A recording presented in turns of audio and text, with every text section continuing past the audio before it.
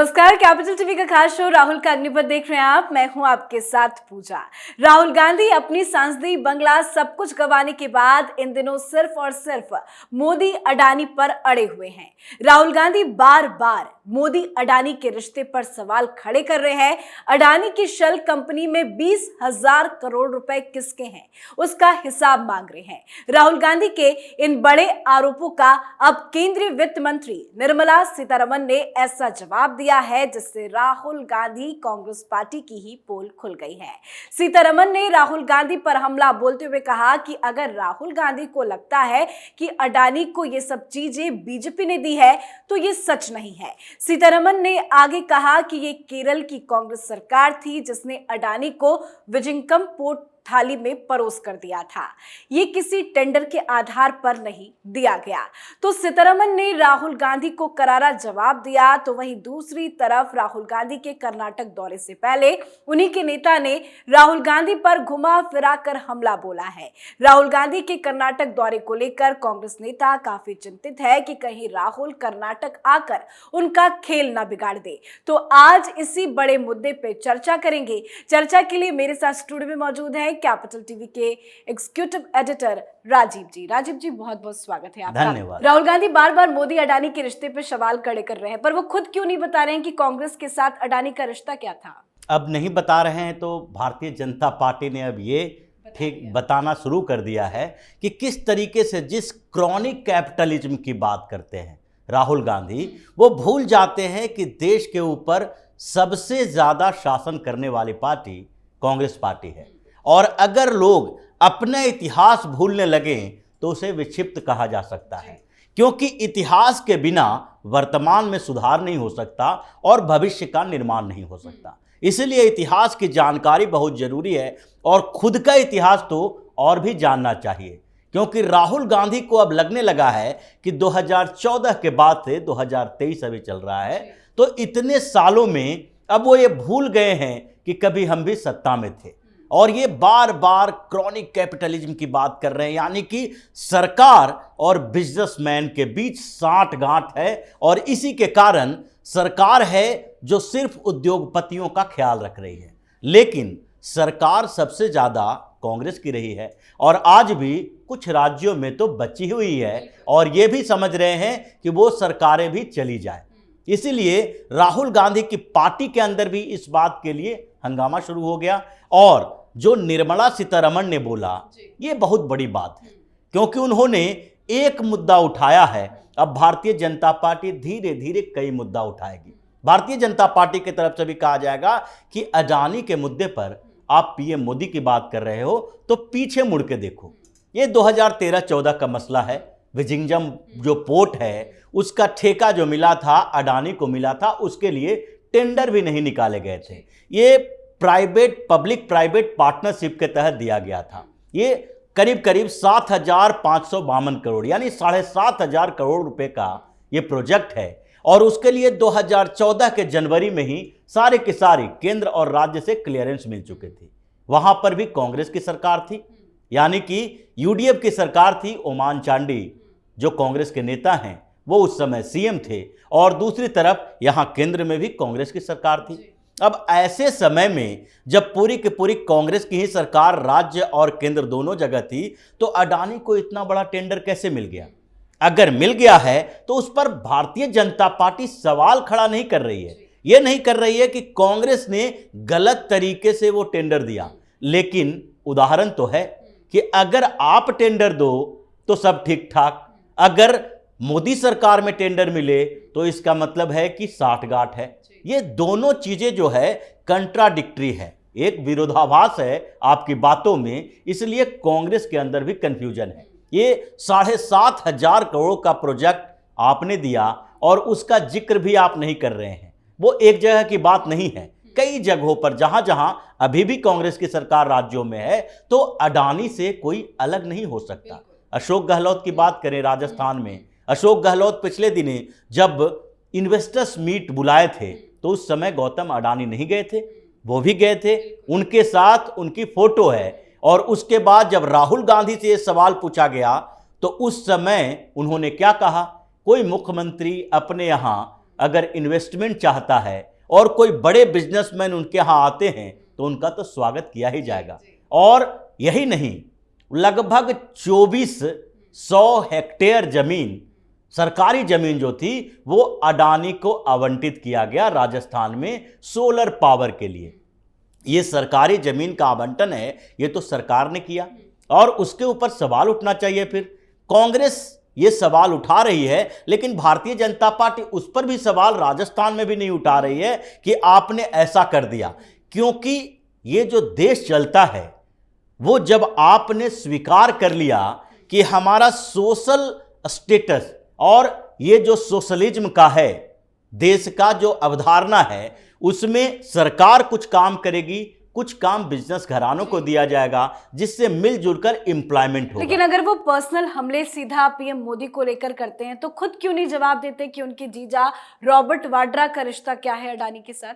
वो जो जवाब दे नहीं सकते, रॉबर्ट वाड्रा का रिश्ता कई लोगों के साथ है जो आज भगोड़े भी हैं। जिस तरीके से बार बार कहे, नीरव मोदी की बात किए, ललित मोदी की बात किए और मोदी के मामले में अभी फंसे हुए हैं, तो इन लोगों के साथ किसका कहां से रिश्ता है ये राहुल गांधी को खुद बताना चाहिए कि संजय भंडारी के साथ रॉबर्ट वाड्रा का क्या रिश्ता है, जो भगोड़ा है, जिसको लाने की कोशिश की जा रही है। उनके साथ प्लेन में फोटो, लंदन में जो इनका घर है उसका पूरा का पूरा जिम्मेदारी उन्होंने उठाई थी। तो ये सारे के सारे मामले हैं जो कांग्रेस के अंदर के ही हैं। और जहां तक अडानी की बात है, उन्होंने भी साफ तौर पर कह दिया था कि उनका बिजनेस जो शुरू हुआ है और जो सबसे पहले उछाल मिली है वो राजीव गांधी की सरकार के समय ही मिली है। वे पिछले दिनों जो दिसंबर में उन्होंने इंटरव्यू दिया था, उसमें जब उनसे बार बार ये सवाल किया गया तो उन्होंने कहा कि ये एक संयोग है जिसके कारण हम भी गुजरात से हैं, पीएम मोदी भी गुजरात से हैं। और इसलिए कांग्रेस को राहुल गांधी को ये कहने का मौका मिल रहा है कि एक जगह के ये दोनों हैं, दोनों एक दूसरे के साथी हैं।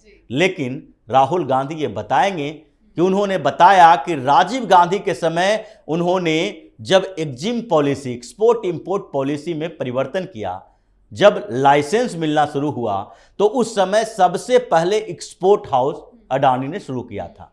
उन्होंने ये भी बताया था कि दूसरी बार उनके बिजनेस को उड़ान तब मिली जबकि 1991 में नरसिम्हा राव की सरकार, मनमोहन सिंह वित्त मंत्री और आर्थिक उदारीकरण का दौर चला। जितने भी इंटरप्रेन्योर थे वो सबको कुछ न कुछ उस समय फायदा मिला, क्योंकि आर्थिक उदारीकरण होगा तो आपके एक्सपोर्ट इंपोर्ट का जो काम है वो तेजी से बढ़ेगा और दूसरे देशों में भी आपका कारोबार बढ़ेगा।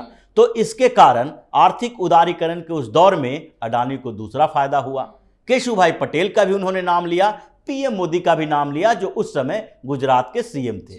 तो ये सारे के सारे जितने बिजनेसमैन हैं, चाहे अडानी की बात कर लें या अंबानी की बात कर लें, अंबानी के साथ तो इंदिरा गांधी की बात आती है, धीरूभाई अंबानी के साथ इंदिरा गांधी के फोटो भी मिले हैं और दोनों के बीच भी मीटिंग होती थी। कोई भी बिजनेसमैन और सरकार का मंत्री हो या प्रधानमंत्री हो या मुख्यमंत्री हो, ये कैसे डिनाई कर सकता है कि हम किसी बिजनेसमैन के संपर्क में ही नहीं हैं, जबकि ये देश, अगर आपने राष्ट्रीयकरण की बात की, इकोनॉमिक रिफॉर्म की बात की, तो आप एक बार तय कर लेना चाहिए आपको कि देश चलेगा कैसे, हमारी अर्थव्यवस्था कैसे चलेगी। क्योंकि या तो आप कैपिटलिस्ट सोसाइटी स्वीकार कर लो या तो पूरी तरीके से नेशनलिस्ट सोसाइटी स्वीकार कर लो कि हम बिजनेस है जो किसी दूसरे के हाथों में देंगे ही नहीं, सारा का सारा सरकार का होगा। और सरकारी स्तर पर जैसे पीएसयू बनाए गए थे उसी तरीके से सारे सेक्टर को रिजर्व कर लो। ये भी कांग्रेस की ही देन है। कांग्रेस ने क्लोज इकोनॉमी रखा, उसके बाद इंदिरा गांधी के समय में बैंकों का राष्ट्रीयकरण किया गया, जैसे उसके बाद जो एयरपोर्ट हैं उसका राष्ट्रीयकरण किया गया, एयरलाइंस का राष्ट्रीयकरण किया गया। इन्होंने पूरे के पूरे बिजनेस को अपनी सरकार के कब्जे में लेने की कोशिश की, लेकिन वो भी फेल हो गया। फिर जो इन्हीं की सरकार थी नरसिम्हा राव की, जिसमें आर्थिक उदारीकरण की नीति अपनाई गई, उसमें बिजनेसमैन को बढ़ावा दिया गया। लाइसेंस की जहां तक बात है, धीरूभाई अंबानी जो कॉटन का कारोबार करते थे गुजरात में, सबसे पहले लेनिन का बनाने का लाइसेंस इंदिरा गांधी के समय में उन्हें मिला था। पर ये सब का जिक्र राहुल गांधी क्यों नहीं करते? राहुल गांधी नहीं करते, लेकिन अब राहुल गांधी के सामने ये जिक्र किया जाएगा और भारतीय जनता पार्टी ने पहली बार ये सारी बातें कही है कि अडानी के मामले को ये 2019 से उठाते रहे हैं और उस समय भी इन्होंने यही बात बार बार दोहराई, आज भी वही बार बार दोहरा रहे हैं। तो ऐसे में तो लगता है कि राहुल गांधी को देश के विकास से बड़ी दिक्कत हो रही है। देश के विकास से इसलिए दिक्कत है क्योंकि देश विकास करेगा तो बाहरी स्तर पर इनको जो प्रेशर पॉलिटिक्स क्रिएट करनी है, अगर देश मजबूत है तो बाहर में, यानी कि देश से बाहर यूरोप, अमेरिका, चाइना जैसे देश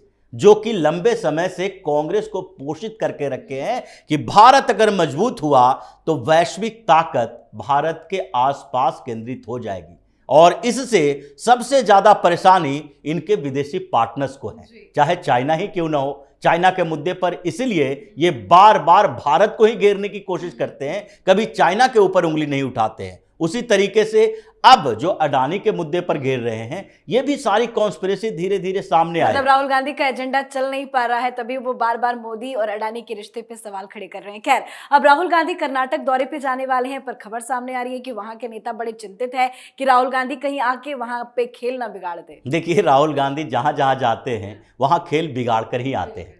ये पहले भी हम लोग देख चुके हैं, चाहे पंजाब हो, राजस्थान हो या फिर दूसरे कई चुनावों में राहुल गांधी को जाने नहीं दिया गया। अगर हिमाचल में राहुल गांधी चले जाते 2-4 बार तो हो सकता था कि कांग्रेस के हाथ से हिमाचल चली जाती, क्योंकि वहां पर भी वोट का अंतर 0.1% था और 0.1% वोट का अंतर हो और राहुल गांधी जाएं तो 5% वोट तो ऐसे ही भारतीय जनता पार्टी के पास चली जाती है राहुल गांधी की बातों से। तो इसलिए राहुल गांधी दूरी बनाए रखे, इसलिए हिमाचल प्रदेश किसी तरह से कांग्रेस ने जीत लिया। अब कर्नाटक की बारी है। कर्नाटक में ये कोलार में जाने वाले हैं, सत्यमेव जयते की बात करने वाले हैं और उससे पहले ही डीके शिव कुमार और सिद्धारमैया के बीच टकराहट चल रही थी। पिछले दिने कोलार में भारी प्रदर्शन किया गया और उसमें सिद्धारमैया का नाम लिया गया कि राहुल गांधी आने वाले हैं यहां और सिद्धारमैया को यहां से चुनाव लड़ने की इजाजत दी जाए।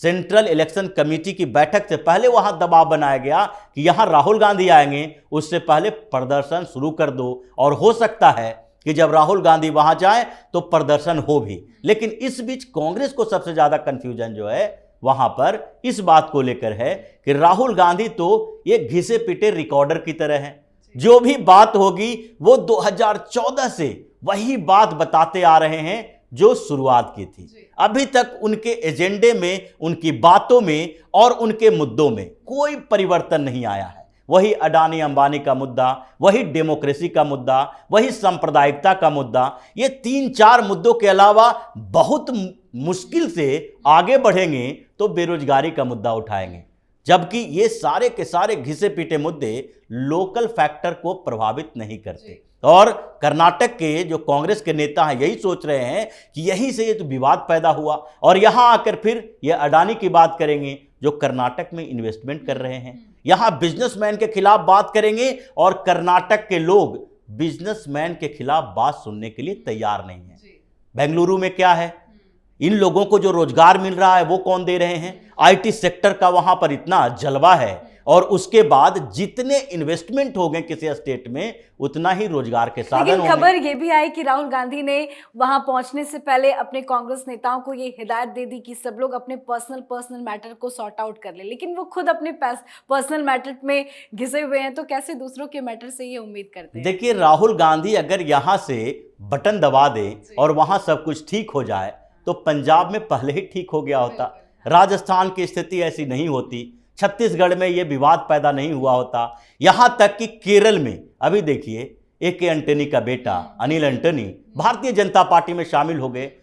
ये 2 महीने पहले से हंगामा चल रहा था, युवा नेता हैं और बीबीसी डॉक्यूमेंट्री के मुद्दे पर उन्होंने कांग्रेस को चाटुकारों की पार्टी कही थी। अब जब एके एंटनी लगभग रिटायरमेंट के एज में है लेकिन वो कांग्रेस के साथ हैं अभी और उनका बेटा भारतीय जनता पार्टी में शामिल हो, तो क्या कहा जाए कि पुराने लोग जो हैं यानी कि बुजुर्ग नेता अब नई पीढ़ी को टक्कर दे पाएंगे? वो तो उनके सामने सरेंडर ही करेंगे। मतलब एंटनी का पूरा केरल में जो कांग्रेस का बेस है, अनिल एंटनी के पास होगा। तो राहुल गांधी ने कर्नाटक में संदेश तो दे दिया है, लेकिन समस्या खत्म नहीं हुई है। और अभी जो राहुल की पूरी टीम को कर्नाटक की तरफ से संदेश आया है कि आप अपने नेता को समझाइए कि जो भाषण लिख के देते हैं उसमें अडानी का मुद्दा ना हो, और लोकल मुद्दे हम लोग लिख के आपको देते हैं वही मुद्दे उठाइए। क्योंकि भारतीय जनता पार्टी यहां जिस एग्रेसिवनेस के साथ प्रचार कर रही है और हमारे अंदर जो फूट पड़ी हुई है, उसके बाद कर्नाटक हाथ से जाएगा तो राहुल गांधी भी हाथ से चले जाएंगे। खैर, जाते जाते एक छोटा सा रिएक्शन आपसे लेना चाहूंगी। देखिए, आज हनुमान जयंती है, हर बड़े बड़े नेता शुभकामनाएं दे रहे हैं, पर राहुल गांधी का ट्विटर अकाउंट की तरफ से एक भी कोई शुभकामना का विशेष नहीं आया। क्यों राहुल गांधी इस तरह की छोटी बड़ी गलती बार बार कर देते हैं? ये गलती नहीं है, ये इंटेंशनली किया हुआ चीज है, इसको गलती नहीं कह सकते। 25 दिसंबर कभी राहुल गांधी भूलते हैं? ये इनके इंटेंशन का सवाल है, क्योंकि आपके अंदर जो भावना है उस भावना को आप कहीं ना कहीं व्यक्त करेंगे, लेकिन भावना ही नहीं है, आप उस संस्कृति में पले बड़े नहीं हो, तो आपको कैसे याद रहेगा कि हनुमान जयंती क्या होता है, भगवान महावीर क्या होते हैं, भगवान श्री राम क्या होते हैं।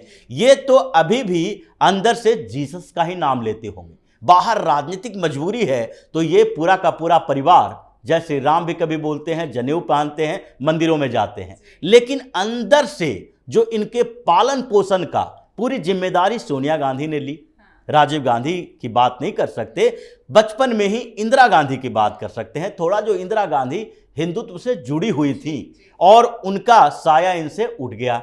सोनिया गांधी ने पूरी जिम्मेदारी ली। सोनिया गांधी का बचपन से पालन पोषण अगर क्रिश्चियन फैमिली में क्रिश्चियन तरीके से हुआ है तो वो अपने बच्चों को हिंदुत्व की बात कैसे बता सकते हैं? तो जो पालन पोषण हुआ है उसके आधार पर भावना ही नहीं है, अंदर से ये क्रिश्चियन हैं। तो हनुमान जयंती की बात तो छोड़ दीजिए, ये भगवान श्री राम के समय में रामनवमी की भी बात होगी, एक शब्द नहीं निकलेगा। अगर इनके ट्विटर टीम को ध्यान आ गया होगा तो एक आध ट्वीट कर दें, वो अलग बात बिल्कुल, है। तभी वो हनुमान चालीसा के मुद्दे पे चुप बैठे हुए थे। बहुत बहुत धन्यवाद समझाने के लिए।